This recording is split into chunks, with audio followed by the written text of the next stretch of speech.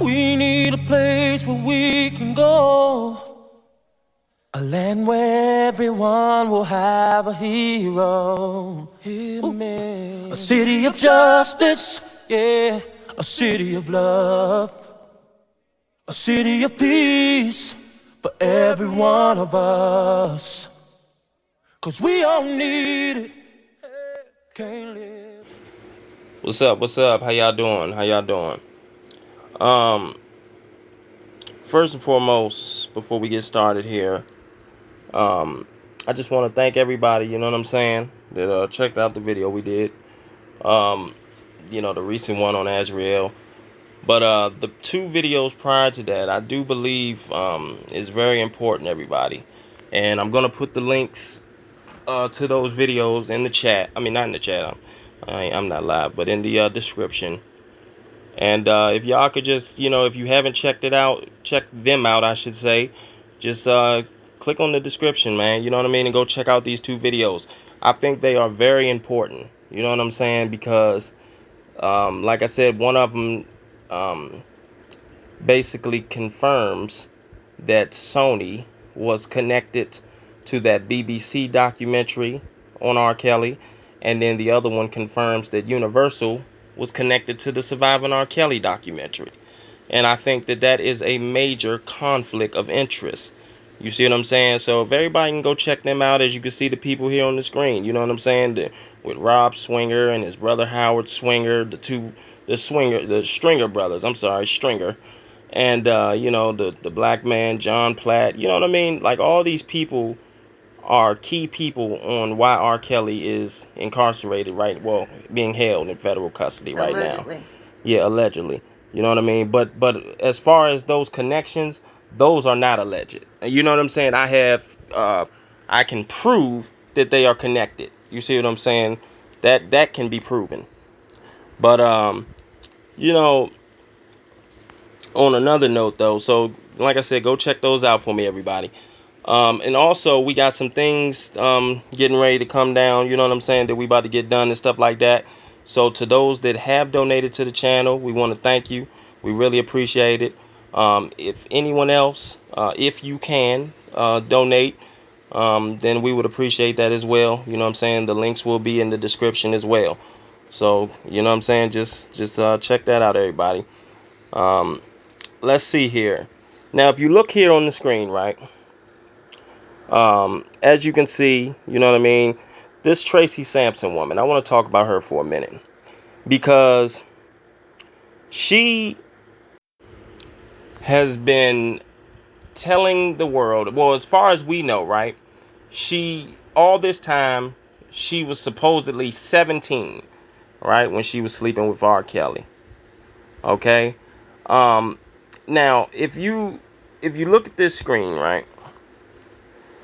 It says the tape isn't the only source of allegations. However, Kelly must appear in court on February 21st in Chicago to face charges that he had sex with a separate underage girl, Tracy Sampson, who filed a $50,000 civil suit in August. Sampson claims that during her relationship at Epic Records, Kelly took advantage of his position of authority and induced her into a sexual relationship that lasted from May 2000 to March 2001, even though he was married and knew she was 17. So do y'all see what I'm saying here? All these years, we have been told that this happened in 1999, right? That she started sleeping with him in 99, that she was 17. Now, lately, in recent, years, during this post-surviving R. Kelly era, she has changed her age, saying that she was 16 when she was sleeping with R. Kelly. Do you see what I'm saying? Now, the date has not changed. She's still saying 99. But as you can see in this MTV article from 2002, see, we can go back and catch these people in these lies. Back in 2002, she told MTV, you see what I'm saying? I forgot the woman that conducted the interview, but her name is it's on the first picture that popped up. Okay, she told her that she didn't start sleeping with him until May 2000, and she stopped sleeping with him in March 2001, which is clearly a different date. You see what I'm saying, everybody? Now, she sued him in August of 2001. So that lets me know right there that right after dealing with him, allegedly, if she really was, she went right to who? Susan Loggins. Of course she did. Most of them did. Now, in a recent Dateline interview, okay, in a Dateline interview that she did 2 weeks after Surviving R. Kelly aired, the first Surviving R. Kelly, they said that at that time of January 18th of 2019, that she was 36 years old, right? Now, I want to know, when is her birthday? If her birthday isn't before January 18th in the calendar year, then that means she would have been turning 37 in 2019, which would mean right now she would be turning 39 in 2021. So if you go back to year 2000, y'all following me here? Let me slow down a little bit so y'all can follow me. If you go back to the year 2000, according to this MTV article, that she said she started sleeping with R. Kelly in 2000, this is what she said. She would have been 18 years old. If she's 36 at the time of the Dateline interview in 2019, she would have been 18 in the year 2000. And 2001, she would have been 19. Do you understand what I'm saying, everybody? So, but we've been told all these years that she was 17, which is clearly a lie. It's a lie. They gave themselves away when they said that she. Now let me back up here. Unless her birthday is before January 18th. Now, I don't know when this woman's birthday is, okay? But if her birthday is after January 18th, that means that she would have been 18 years old in the year 2000, okay? She would have been 18 years old. And that's what I'm saying. And in 2001, the year she sued him, she would have been 19. And that's the year she said she stopped dealing with him. It's just so strange that when she met him in 99, said she started sleeping with him in 2000 and sued him in 2001. Mm-hmm. It is 2021. Yep. Why are they doing this? Exactly. 20 years later, 21 years later, why are they doing this? This is outrageous. It's a shame. It is a shame. And then they so busy to get in front of these cameras, they telling people one thing, telling people another thing. Like people can't go and bring that up and research. Yep. And now she might be called in the biggest lie of her life. Yep. And you know what, y'all? I think it's obvious that she was turning 37 at the time of the Dateline interview, 2019, which means she would be 39 now, because actually the interview aired January 18th of 2019, that Dateline interview. However, I believe that it was conducted in 2018. And they said that she was 18 years old at the time. 18 years old. She was 36 years old at the time of doing that interview. Now, if 2019 come about, I'm going to say it one more time. She would be turning 37 that year. Now, if you backdate this, even if you go back to 99, let's say if she started sleeping with him in 99, she would have been 17, right? Which we all know the Illinois, the age of consent is 17. Okay, but she said on this MTV article back then in 2002, see, she was saying a different story back then. She said that she didn't start sleeping with him until May 2000. Okay, and March 2001 is when she ended the relationship, or the sexual relationship, or whatever. She would have been 18 in 2000, 19 in 2001. She's a liar. She's officially debunked. Now, you got all these lies. You got, and I asked the question, right?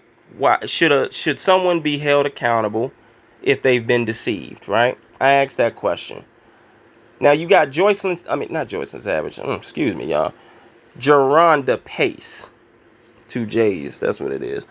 You got Geronda Pace, who has admitted on national TV out her mouth that she lied to R. Kelly about her age. She told him she was 19. She had a fake ID, which is a class 4 felony in the state of Illinois. You can receive, I believe, a year to 3 years in prison and a $25,000 fine or something like that. It is a class 4 felony. That's considered serious in the state of Illinois. Now, on top of that, this woman has went on her social media account. Oh, no, first and foremost, she went on the Bill Cunningham show. Okay, she went on the Bill Cunningham show, which shows me that she's trying to get clout. You see what I'm saying? She's been trying to be seen. All right. Now, on top of that, she went on her social media account and was showing allegedly checks, multiple checks that she was paid by Daryl McDavid, which tells me that she was constantly going back trying to extort for money. It's obvious that she was going back trying to extort for money. So my question is, why isn't she being held accountable for her actions? You cannot tell me that when you're 17 or 16 or whatever age she trying to lie and say she was at that particular time, that you do not know the difference between wrong and right. You cannot tell me that. You know, they want to be saying that, oh, a minor can't consent, a 17-year-old can't consent, or a 16-year-old can't consent. Well, does that mean that a 17 or 16-year-old is dumb? Does that mean that they don't know no better? I mean, I'm just trying to figure this out, everybody. I'm really trying to figure this out. This woman clearly was extorting R. Kelly for money, his brand for money, and then showed the proof on social media. Why was she at that trial? She should have been in school. That's the problem with everybody. Nobody wants to hold these women accountable, see? We got to hold everybody accountable for their actions. We can't pick and choose who we want to say did something wrong. Or because it's just that time of the year and the climate is, about trying to lock up men, preferably black men in the industry. So now she got in that courthouse with that ID. Exactly. But you have to be 18 and over. Exactly. And she even let's not forget on Dr. Rice's show, her friend, he interviewed her friend, and the friend confirmed that they was trying to get into the party or something, and they couldn't get in, so they had to go back and get she had to go get a fake ID. The friend was said that she was over 18, so she could get in. She said that Geronda had to go back and get a fake ID. Like this is crazy to me, man. Why is people trying to act like that this is just some type of calculus that we're trying to figure out here? I was told that I'm making up stories. How am I making up stories? I'm showing you footage and I'm just giving commentary. My wife's just giving commentary on what we see. That's not making up stories. And what they're saying out of their own mouth. Yeah, what they're saying out their own mouth. I don't understand, like, people, like, what, it's almost like I said, it's almost like people don't want to see the truth. They don't want, for some strange reason, I don't know why, but they don't want R. Kelly to be innocent. And it's almost like I don't understand that. What is in it for them? You know? I don't get it. I really don't get it. And then we got Faith Rogers. Faith Rogers, who I believe is Jane Doe number 5, okay, claiming that he gave her herpes. Now, and didn't tell her or something. Now, how are they going to prove that R. Kelly gave this woman herpes? Especially when she's going on Dr. Oz and telling the world that, it's pretty much just gone. It just went away because I'm just, I changed my diet or something, she said. How are we? I mean, I don't understand. Who's to say that she didn't give R. Kelly the disease? And who's to say R. Kelly even has herpes? I just don't understand why the media has pushed all these narratives, man.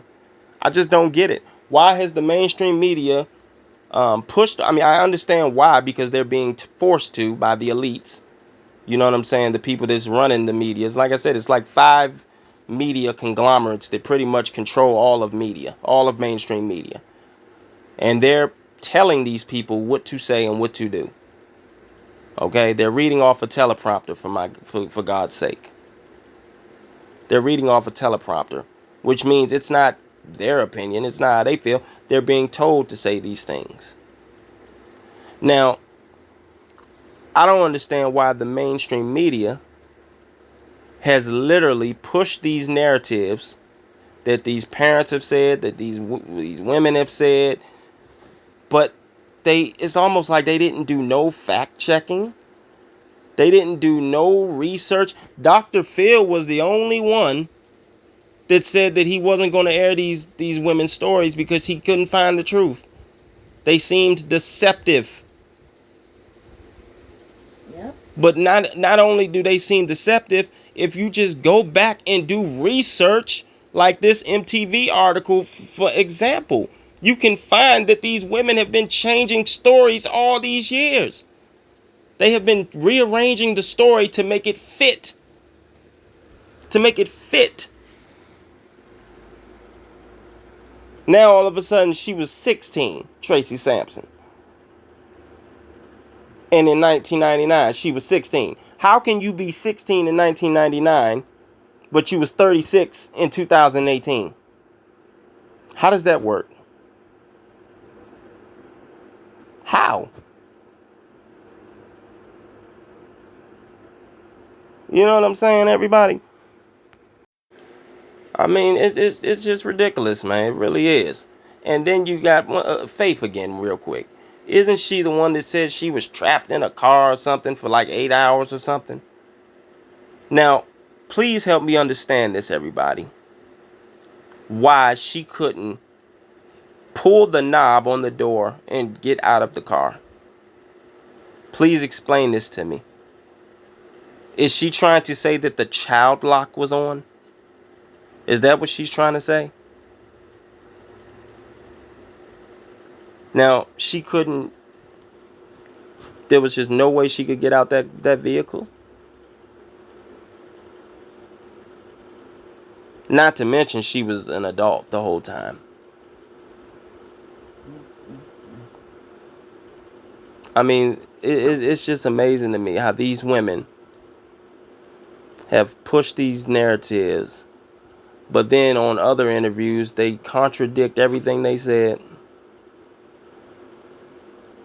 I mean, their stories change with every interview they do.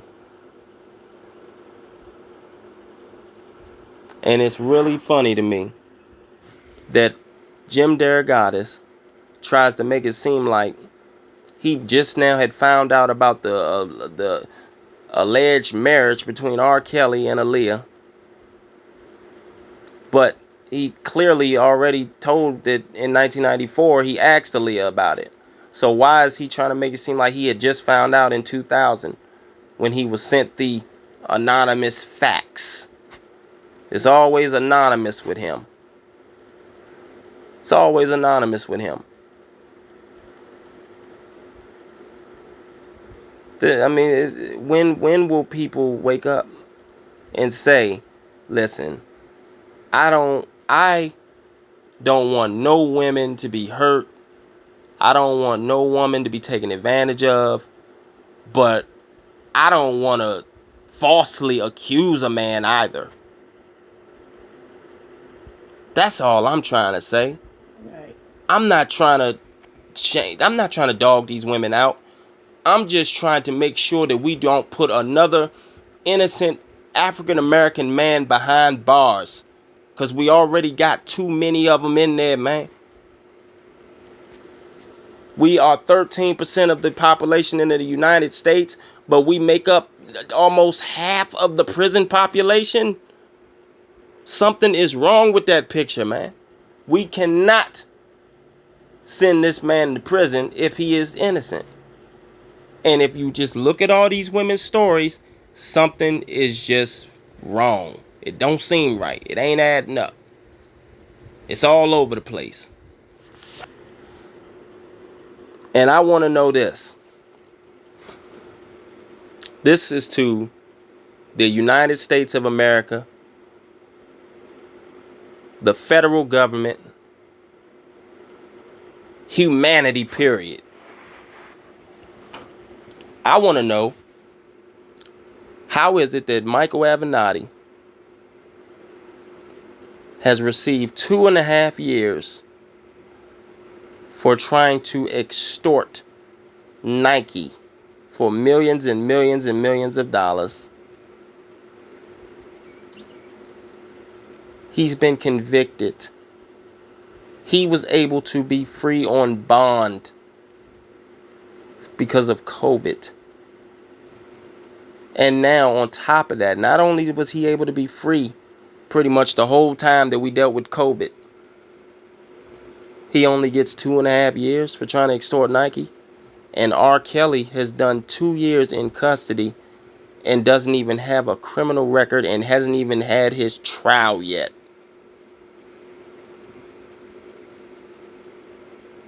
Something is wrong with this picture here. Something's wrong with this picture, everybody. When a convicted extortionist, a convicted criminal, receives only 2.5 years, but and look, it is what it is. He's a white man. He's a white attorney. He's a white man. Not all white people are bad. I'm not saying that. But I am going to keep it real with y'all. And the facts is the facts. He's a white man. R. Kelly is a black man. R. Kelly has not had his trial yet. And he's done 2 years. He ain't even had his trial yet. And they just now got 2 years out of him. Off of allegations. When he should be presumed innocent until proven guilty? Something's wrong with this picture, man. Something's wrong with this picture, y'all.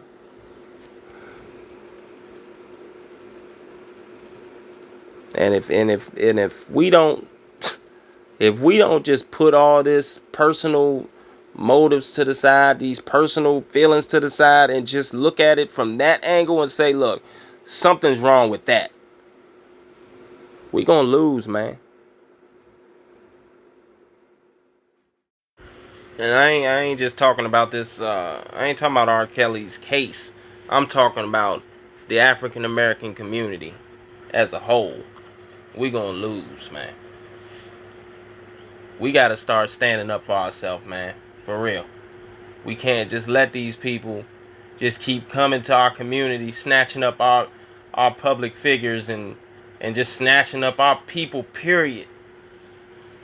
Snatching up our sons, our daughters, our brothers, sisters, cousins, nephews, nieces, just snatching them up. Now, I'm not saying if somebody did a crime, then they should do their time. I'm not saying that they, you know what I mean, that everybody's innocent. I'm just saying a lot of African Americans are innocent. And they being set up. And they being falsely accused. And this R. Kelly case, to me, in my opinion, through my eyes, it looks like a prime example of that. Jim Derogatis needs to be held accountable, man. He has pushed these narratives and made a career slandering one of our African American brothers, man. And has made a lot of stereotypical statements. Racist statements. And I want to know how racist is he. And it's mighty funny. He spoke to Sparkle in 1999. The same year her and R. Kelly had that big fallout. Because allegedly she found out he was married, and she checks her boss because she finds out he's married? Where they do that at? And if you listen to how she speaks, she doesn't speak like she was an employee of R. Kelly. She speaks like she was his girlfriend in her mind, which he probably considered her one too, you know. But she didn't know he was married, and that really took her over the edge. So 1999, she talks to Jim DeRogatis. So that lets me know that they already knew each other. They had a connection. They had a rapport. 2000 comes about. Now we got the Hankerson letter. 2001, we got the sex tape. That didn't work. Now here comes 2002, and somebody puts the sex tape in this white man Jim DeRogatis' mailbox at his house. Child pornography. And nobody's asking questions about that. Nobody? Well, nobody in the media, that is. The mainstream media. Like I said, they've done no research to confirm these stories that these people have been saying. None of that. They just get told it and they just push it out there to the world. You know what I mean? Without doing any fact checking. And there's no integrity in that type of practice. The mainstream media has shown no integrity with this R. Kelly case, man.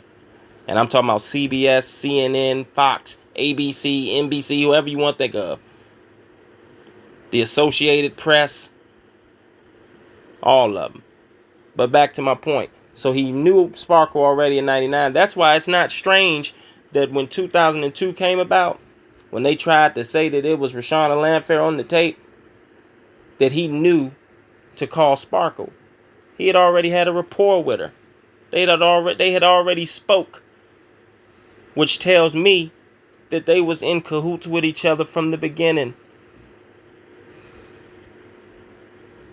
That's just my opinion, okay? They definitely had a rapport. And considering that he knew exactly who to call about that tape, he knew to call Sparkle, that just sounds like something was planned there. That sounds like a plan. They put that tape in that man's mailbox at his home. At his home. How long did Jim DeRogatis and the Chicago Sun-Times have that tape before they gave it to the authorities? They claim they gave it to him within hours. So you had time to drive in Chicago traffic from your house. Well, you probably watched it at your house first. Then you had time to drive to Chicago to your job in Chicago traffic. Watch it with your colleagues and your bosses. Call Sparkle, have her come down to the studio and verify the girl on the tape. You had time to do all that within what, a couple hours, 2 to 3 hours before giving it to the Chicago police. That man is a stone cold liar, man. And he's made a career off of tearing down a black man. And I'm gonna stay on this man's back until he's held accountable, man. But on that note, man, I'm gonna wrap it up, man. I really appreciate y'all, those that's coming, you know what I'm saying, checking out our videos, man. It's really appreciated. But we need y'all support, man. So if you can donate, hit up the links in the description. We would really appreciate it. God bless all of y'all, man. Like, share, and subscribe. Well, if you like the video, hit the like button. I'm not gonna, you know what I'm saying, make you obligated to hit the like button. Only if you like the video, hit the like button. God bless y'all, okay? Peace to all of you, and I'll check you out on the next one.